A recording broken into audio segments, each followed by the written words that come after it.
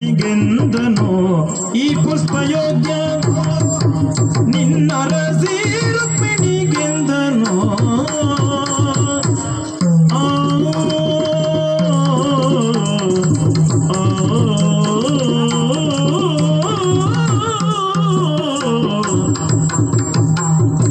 ತಂದೇನೋ ಪುಷ್ಪವಿದು ಯೋಗ್ಯ ನಿನ್ನರಸಿ ರುಕ್ಮಿಣಿಗೆಂದನೋ ಇದು ಯೋಗ್ಯ ನಿನ್ನರಸಿ ರುಕ್ಮಿಣಿಗೆ ಎಂದನೋ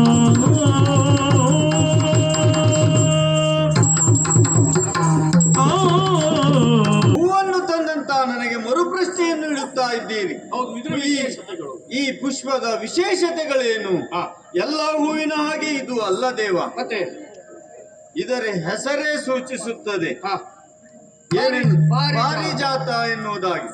ದೇವಲೋಕದಲ್ಲಿ ಇರುವಂತಹ ಪಾರಿಜಾತ ಅಂದ್ರೆ ಅಲ್ಲಿ ವಸ್ತುಗಳಲ್ಲಿ ಒಂದು ಸಮುದ್ರ ಮಥನದ ಕಾಲದಲ್ಲಿ ಉದ್ಭವಕ್ಕೆ ಬಂದಂತಹ ಈ ಪಾರಿಜಾತ ಅಷ್ಟೊಂದು ವಿಶೇಷತೆಯಿಂದ ಕೂಡಿದೆ. ಆ ಕೊಂಬಿನಿಂದ ಉದುರಿ ಕೆಳಗೆ ಬಿದ್ದರೂ ಸಹ ಬಾಡದೆ ಇರುವಂತ. ಯಾಕೆ ಲೋಕದಲ್ಲಿ ಯಾವ ಗಿಡದಲ್ಲಿ ಏನು ಹೂ ಬಿಟ್ಟರೂ ಸಹಿತ ಅದು ಸೂರ್ಯೋದಯ ಆದ ಮೇಲೆ ಅರಳುತ್ತಾ ಸಾಗುತ್ತದೆ. ಸೂರ್ಯಾಸ್ತ ಆಗುವ ಸಮಯಕ್ಕೆ ಮುದುರುತ್ತದೆ. ಅಲ್ಲ, ಮರು ದಿವಸಕ್ಕೆ ಹಳಸಿ ಉದುರಿ ಹೋಗ್ತದೆ.